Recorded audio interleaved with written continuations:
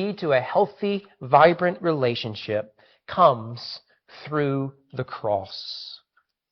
Be imitators of God, Paul says in verse 1, as beloved children, and walk in love as Christ loved us and gave himself up for us, a fragrant offering and sacrifice to God.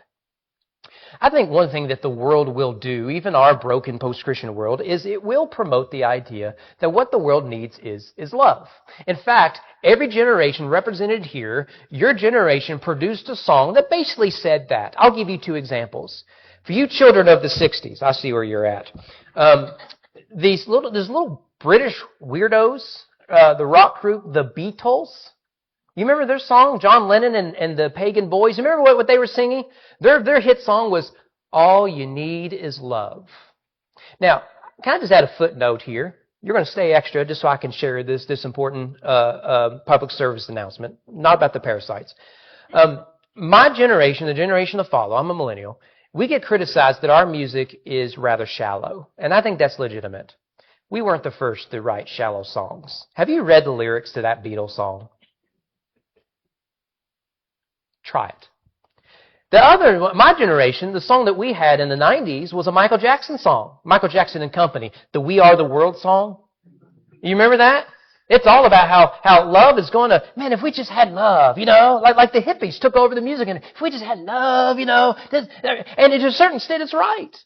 It is right. The problem is not the right idea, it's the right understanding of what the idea means. Our definition of love is off.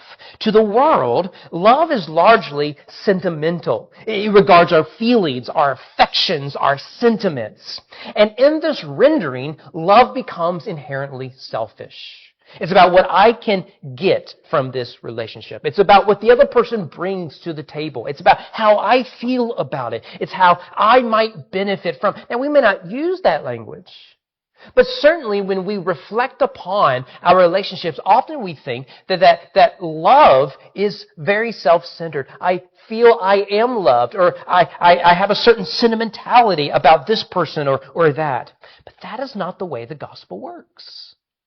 For us, love is defined and it is illustrated by the cross of Jesus Christ. Notice the language again. Walk in love is the imperative.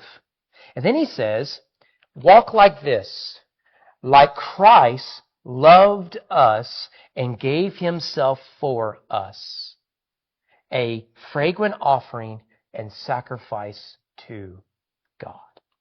This is typical of the New Testament. We've looked at this before, that if you were to do a word study of the word love in the New Testament, you'll find it's almost always in the past tense, loved, or it's in the present tense with a past tense qualifier. And this is a perfectly fine example of that. You see, at the cross, Christ submitted himself for my benefit. I don't deserve it. I haven't earned it. I haven't even asked for it. He likewise has sacrificed himself for my benefit. He has given his life. He has died for us. This, to the Christian, is love. Christian love is defined by the cross, and anything short of that isn't true Christian love. And healthy, vibrant relationships depend on this sort of mutual divine love. So let it be for everyone here. Let us seek this sort of love. Let us walk in this sort of sacrificial love.